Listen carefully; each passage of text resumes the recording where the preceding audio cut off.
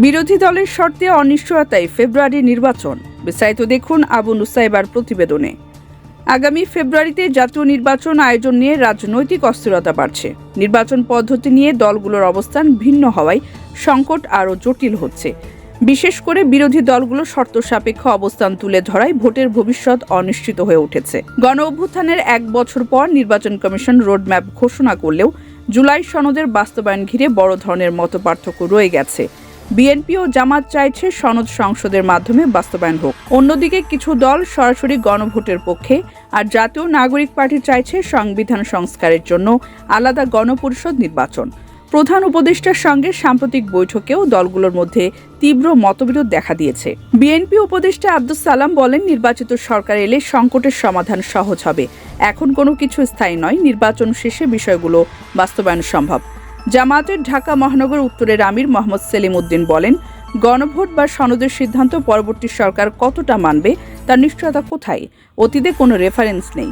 AB পার্টির সাধারণ সম্পাদক ব্যারিস্টার আসাদুজ্জামান ফুয়াদ বলেন, সরকার ও সংসদ নেই। বর্তমানে সরকার 2029 পর্যন্ত বৈধ, তাই ফেব্রুয়ারি নির্বাচন চাওয়ার এখতিয়ার আমাদের নেই।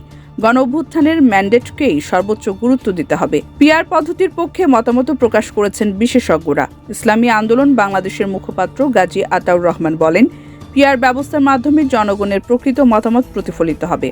ছোট বড় সব দলই প্রতিনিধিত্ব পাবে, ফলে সংসদ আরও ভারসাম্যপূর্ণ হবে। বাংলাদেশ গণমঞ্চের সমন্বয়ক লতিফা আনোয়ার বলেন, দীর্ঘদিন সংখ্যাগরিষ্ঠদের দাপটেই রাজনীতি চলে এসেছে। পিআর পদ্ধতি চালু হলে একচেটিয়াত্ব ভাঙবে এবং রাজনৈতিক আপোষ সমঝোতা বাড়বে। জুলাই সনদের খসড়া অনুযায়ী ক্ষমতা কাঠামোর সঙ্গে জড়িত 11টি বড় ইস্যুতে এখনও দলগুলোর ঐক্যমত্য হয়নি। ঢাকা বিশ্ববিদ্যালয়ের সহযোগী অধ্যাপক ডক্টর আসিফ এম শাহান সতর্ক করে বলেন, ডিসেন্ট সহ না ডিসেন্ট ছাড়া কোন খসড়া গণভোটে যাবে তা আগে নির্ধারণ করতে হবে। নইলে ভোট প্রত্যাখ্যাত হলে আবার শুরুতে ফিরে যেতে হবে। প্রত্যেক দলকে কিছু না কিছু ছাড় দিতে হবে। বিশ্লেষকরা মনে করছেন, পারস্পরিক আস্থার অভাবই মূলত নির্বাচনী অনিশ্চয়তার কারণ। এই সুযোগে গণ অভ্যুত্থানের পরাজিত শক্তি বিভাজন তৈরির চেষ্টা করছে। জুলাই সনদ নিয়ে দ্রুত ঐক্যমত্যে না পৌঁছালে ফেব্রুয়ারি নির্বাচন ঘিরে অস্থিতিশীলতা আরও তীব্র হবে।